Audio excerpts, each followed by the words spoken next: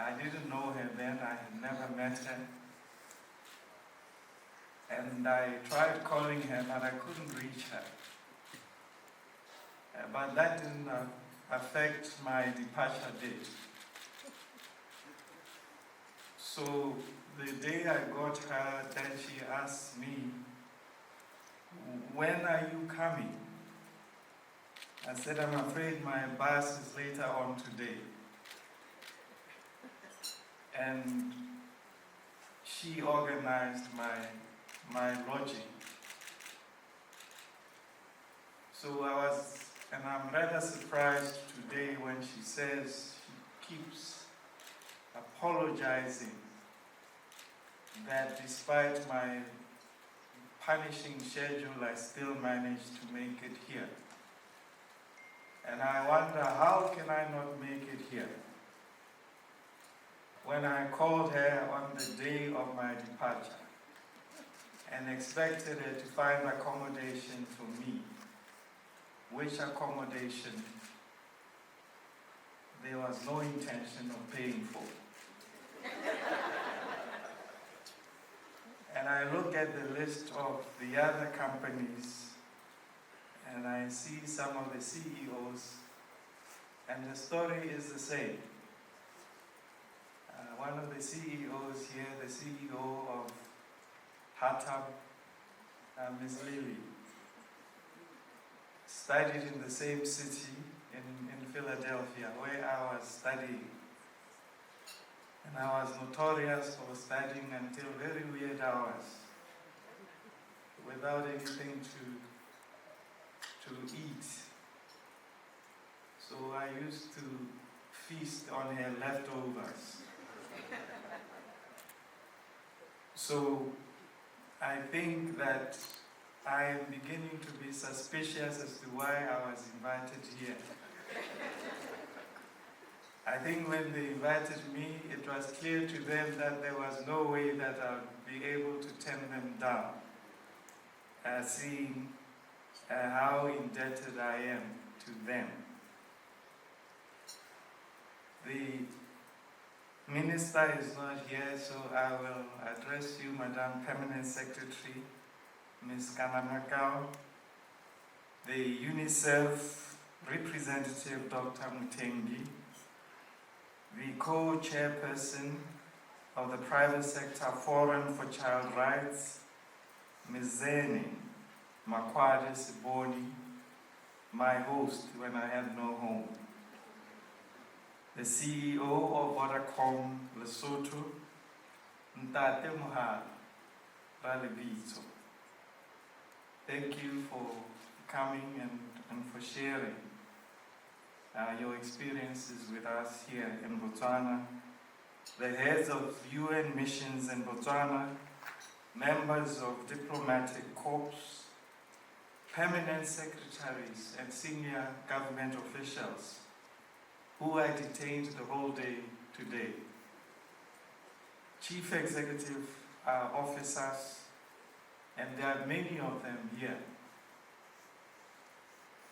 competent chief executive officers, members of the Private Sector Forum for Child Rights, members of the media, distinguished guests, ladies, gentlemen, men and women who are not so gentle, and the great choir that was here, and Mr. Ben.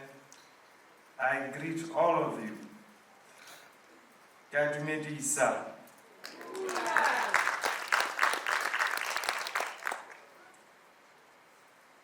I really have no intention of giving a speech. I came here because I wanted to stand in solidarity, purely to stand in solidarity for the good work that UNICEF and members of the private sector are doing. And if I were to sum it all, I would sum it by saying, give children a happy childhood. That is a sure way of transforming the future of our nation. So, ladies and gentlemen, tonight marks the official launch of the Private Sector Forum for Child Rights in Botswana, a pivotal platform aimed at fostering cross-sectoral collaboration and aligning investment decisions with the well-being and rights of children. This initiative signifies the beginning of a transformative journey that seeks to mobilize resources, shape corporate practices, and empower decision-making processes to advance children's rights in various spheres of our society. It is a significant step towards aligning Botswana's commitments under the international frameworks like the United Nations Convention on Rights of the Child, like the Sustainable Development Goals, SDGs, and the National Development Agenda. And as we gather in solidarity, we recognize that the youth of Botswana are the heartbeat of our nation. With over 1/3 of the population being under the age of 18, it becomes imperative for us to address existing challenges and strive for a better future for our children.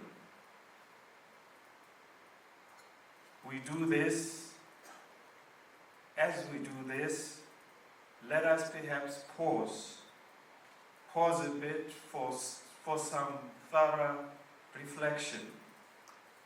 The situation of children in Botswana is a matter of concern due to the deep challenges that they face across different areas. Demographically, Botswana has a youthful population. It has already been stated that 1 in 3 individuals are under the age of 15, highlighting the significant proportion of children in our country. Access to basic services such as health and education poses critical issues for these children. Health indicators reveal worrisome statistics with high rates of under 5 mortality and maternal mortality. The lack of access to essential healthcare services is evident from the high numbers of children living with HIV and also who are not receiving treatment. Malnutrition remains a significant problem in our country, with a considerable percentage of children under 5 suffering from stunting, and many of them underweight. A substantial percentage of children do not have access to early childhood education, indicating gaps in our education system. And I'm glad at the work that the Ministry of Child Welfare and Primary Education is doing. Additionally, issues related to child protection, including rising cases of defilement, rape, and murder, highlight the vulnerability of our children in Botswana. Child poverty continues to be rife, with almost half of our children experiencing multi-dimensional poverty and deprivation of basic necessities like sanitation and housing.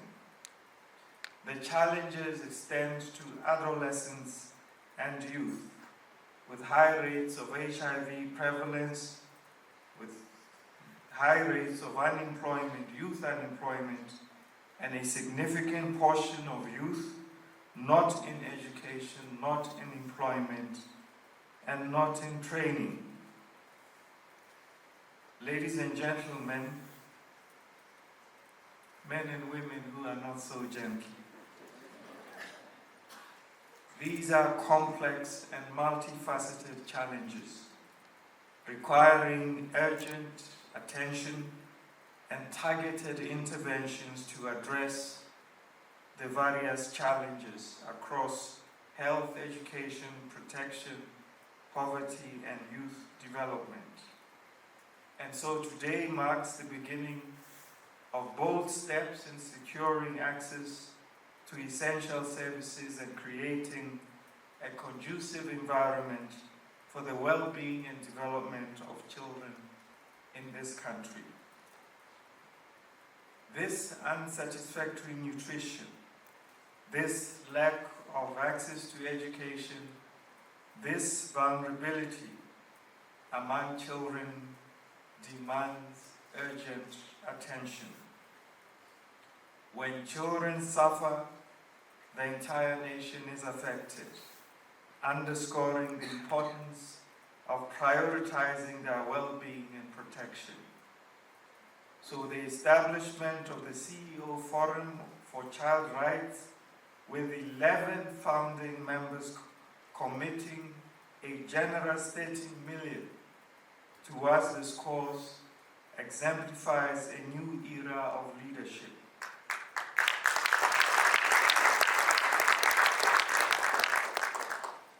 Competent and conscientious chief executive officers. I am very delighted to be associated with many of you. A new era of leadership, I have said, that transcends financial gain and authentically prioritizes child welfare. I listened to Ms. Zen when she said that this is not about sentiment. It's also about smart investment. It's about smart strategy.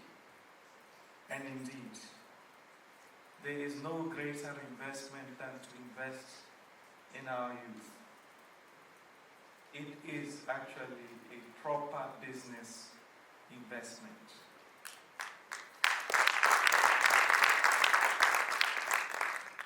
So this forum serves as a springboard for forging partnerships that translate aspirations into tangible actions and converts resources into meaningful outcomes.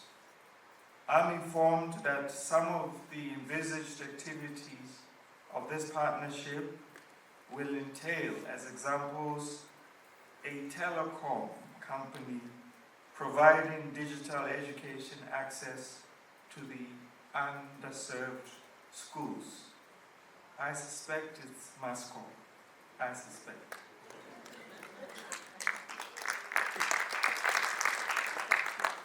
A mining firm building early childhood centers in host communities. I suspect it must be. I suspect it's Botswana. A bank creating a financial literacy scholarship fund for girls. I suspect it's outside. They haven't written it down. I am just suspicious. A hospitality brand offering safe spaces for at-risk youth. I suspect it's the ladies whose leftovers I feasted on. Tata. And moving forward, the focus must be on enabling all children, regardless of their background or circumstances, to access opportunities for their growth and for their development, and for bringing out the best in them. And by investing in the youth, we not only secure a more resilient and inclusive economy, but also we pave the way for peace, for prosperity, and for sustainable growth. Ladies and gentlemen, it is through nurturing the potential of our children, including your 3 children, Mr. MC,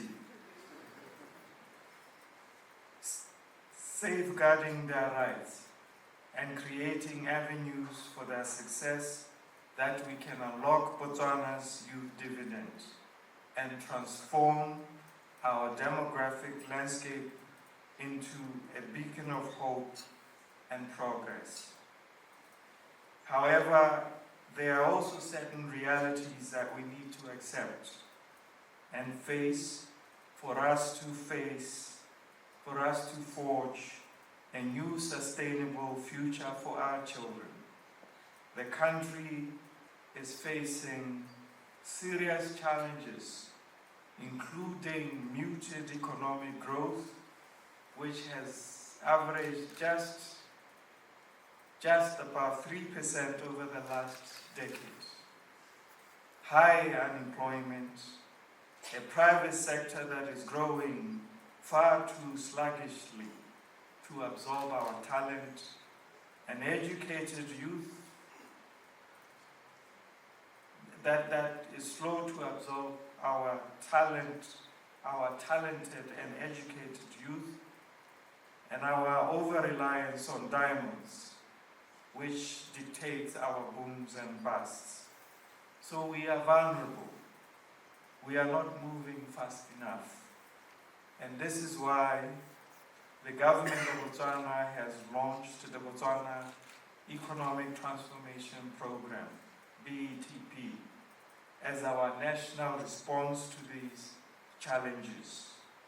BETP is time-bound, execution-focused, national reform agenda designed to be delivered within 12 weeks, designed to embed a new culture of fast, fearless delivery. Over the past 3 weeks, we have deeply analyzed Botswana's current economic state.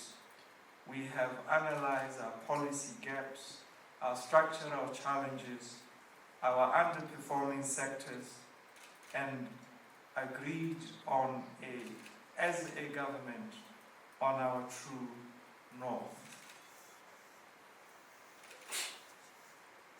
Our true north. A high-income Botswana that is digitally enabled, export-driven, and economically diversified, where every citizen is employed, empowered, and fulfilled.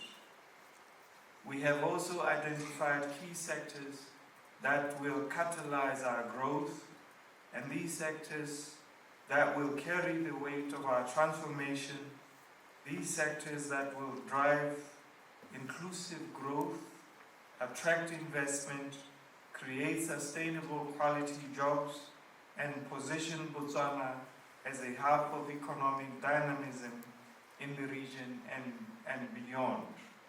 And these are agriculture, manufacturing, energy and mining, financial services and digitalization, tourism, and as enablers, we will have infrastructure and our social sectors, education, healthcare, and social protection. Some of the outputs from the Economic Transformation Program will be infused into our National Development Plan to bring more technical rigor into our planning process. And so the new National Development Plan, influenced by this ETP approach, will be action-oriented with specific and measurable targets and transparent progress tracking mechanisms. And as government, we will lead this transformation with decisiveness and with a unity of purpose. And it is your program as much as it is ours. Success will depend on how each one of us, all of us, collaborate across government and the private sector, across ministries, across organizations, across communities, and across development partners. We must all deliver as one unit, as a wholesome unit, as a wholesome nation, with a shared mission and a common vision. Concurrently, we have also been running a call for ideas since the 15th of July. So far, we have received proposals from citizens, from the international community, from social entrepreneurs, from innovators. More than 1,500 proposals to date. Some of them high impact, some of them needle moving, some of them truly transformational. This is evidence that energy for change exists. But we need more of you to submit those transformative ideas, those transformative programs, those transformative projects and policies that will turn around Botswana and lay a prosperous future for our children. Ladies and gentlemen, on behalf of the government of Botswana, allow me to extend our deepest gratitude to UNICEF for your unwavering commitment to the rights and well-being of our children and our youth.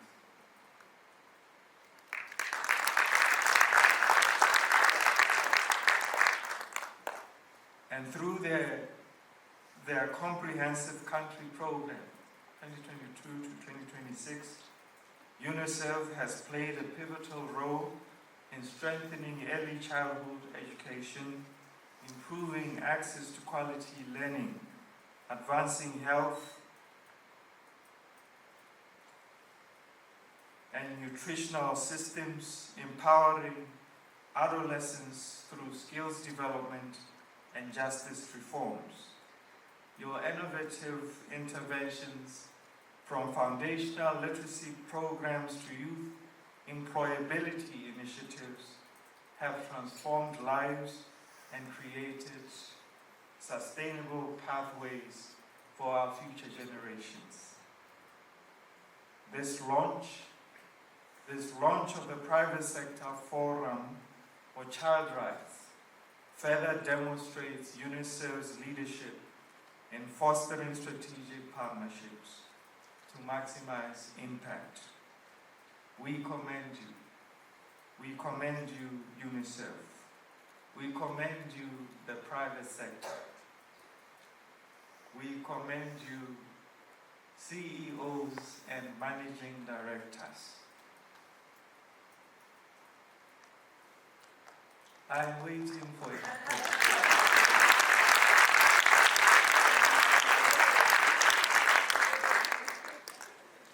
This is not an applause for me, it is for you. For the CEOs and the managing directors.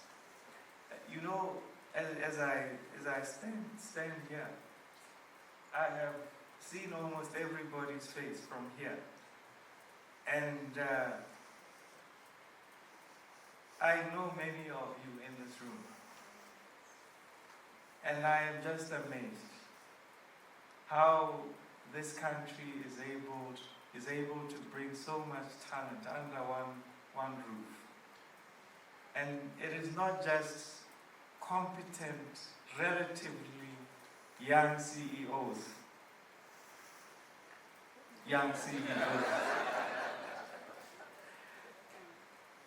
It is not just that I see a brain trust under one roof, but also these are CEOs, many of whom I know well, and who, in particular, I know them for being conscientious human beings.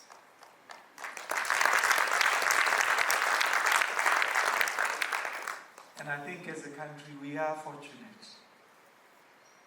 to have such a constellation of driven, conscientious, competent, visionary, executionist CEOs.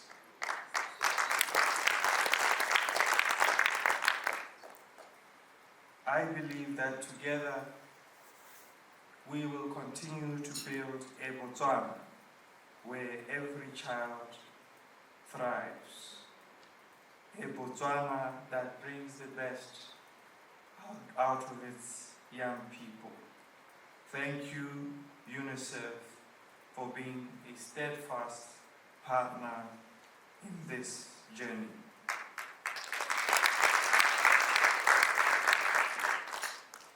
And in conclusion, let us rally behind the vision of a nation where every child and where all our children are at the core of our progress and our prosperity.